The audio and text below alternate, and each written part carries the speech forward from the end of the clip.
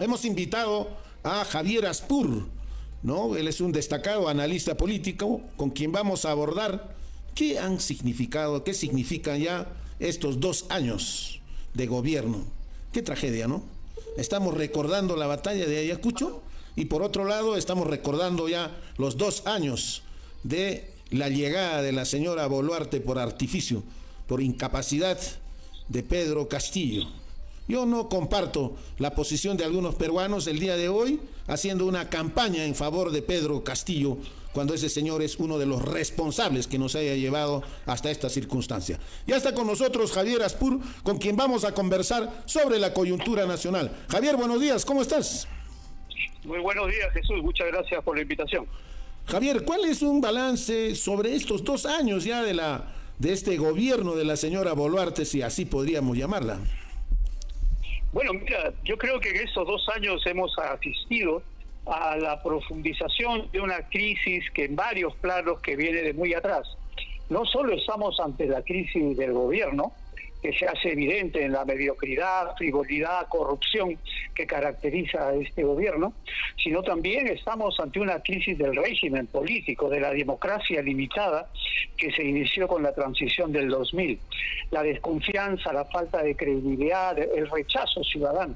Pero la crisis es aún más profunda, porque mi impresión es que hemos ido aún más abajo en la crisis del Estado, del sistema de dominación impuesto desde los 90 y que tiene cada vez mayores limitaciones para asegurar su continuidad en democracia.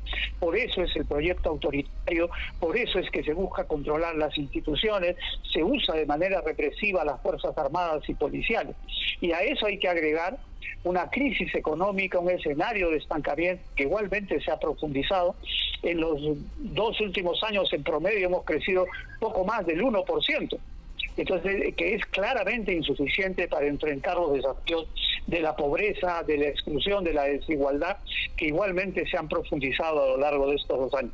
Un balance en general nefasto, negativo, y que evidencia la incapacidad de la derecha en sus diversos matices, que cogobierna con Dina Boluarte, de encontrar caminos de salida al escenario que vivimos ya desde hace buena cantidad de años en nuestro país.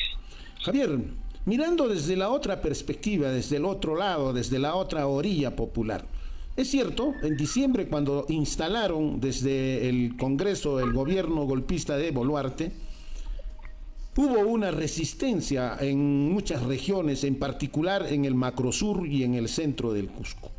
En el centro del país. Mucha resistencia, heroísmo, con muchos muertos, Fuerza Armada totalmente identificada con el golpismo, pero después se ha ido apagando, se ha ido atenuando esa respuesta.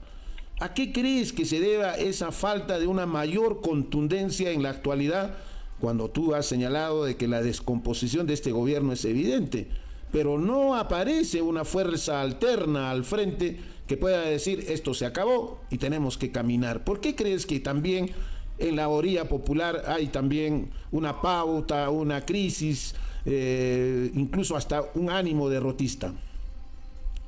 Mira, lo primero que creo que es importante ubicar adecuadamente esta lógica de la protesta y de la movilización.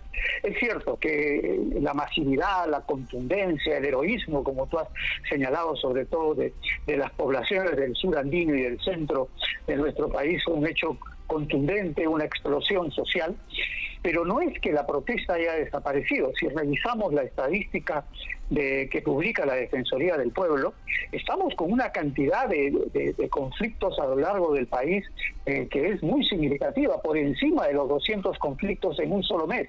Entonces, ¿qué es lo que está sucediendo? Mi impresión es que lo que estamos constatando son 2 problemas. Uno es la persistente fragmentación y la dispersión que se mantiene, que impide generar una agenda compartida, un proyecto que integre las expectativas de las regiones, de los movimientos sociales en una agenda de cambio y que empuje y que articule perspectivas de cambio en el proceso político autoritario en el que nos encontramos. Y lo segundo es que hay una crisis muy profunda de la representación política. asistimos a un escenario en el cual las fuerzas de oposición democrática, de izquierda, centro, e incluso la oposición de derecha, parecen convencidos que estamos viviendo un escenario electoral más. Es decir, un proceso electoral normal en que lo que hay que buscar es un buen candidato. Y yo creo que ese es un profundo error, porque si no se entiende que la coyuntura que se abre en nuestro país de acá hasta el proceso electoral requiere de una estrategia político-social integral y capaz de responder, y la generación de una fuerza articuladora con múltiples liderazgos, yo creo que si no se entiende esa dimensión del desafío, es evidente que la población no encuentra una opción que le ayude a superar su desconfianza, ya no solo en los políticos, sino en las instituciones y en la propia democracia como camino de salida a la crisis.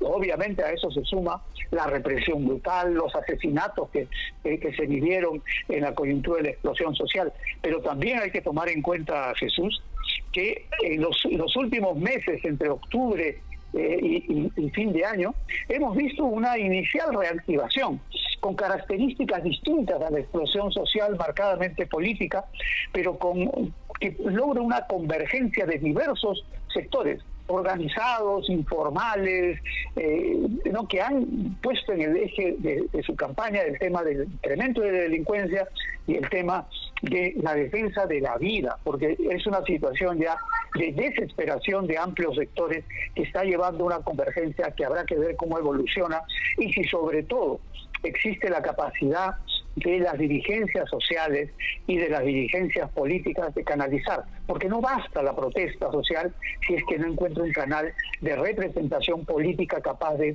transformar ese movimiento social en un proyecto político de cambio. Javier, pasando a un tema también que ha señalado, que es la representación, estamos prácticamente con unas elecciones ya cercanas, elecciones generales y elecciones regionales. Pero el horizonte también no es muy entusiasta, cerca de 40 partidos ya inscritos y todavía en la coladera hay otros 15. ¿Qué es lo que va a pasar? Mira, tú acabas de señalar que la sociedad rechaza también las formas de representación política, cuestiona a los liderazgos, a los partidos, porque los ve reflejados en este Congreso asqueroso y mafioso, pero el horizonte con 40 partidos tampoco no es muy halagüeño. ¿Y qué se tiene que hacer en ese mar de candidaturas, de liderazgos, de pequeñas representaciones que se han inscrito? ¿Qué hacer? ¿Nos reímos? ¿Nos ponemos a llorar? Porque francamente ver ese horizonte ya da cólera en muchos de los casos también.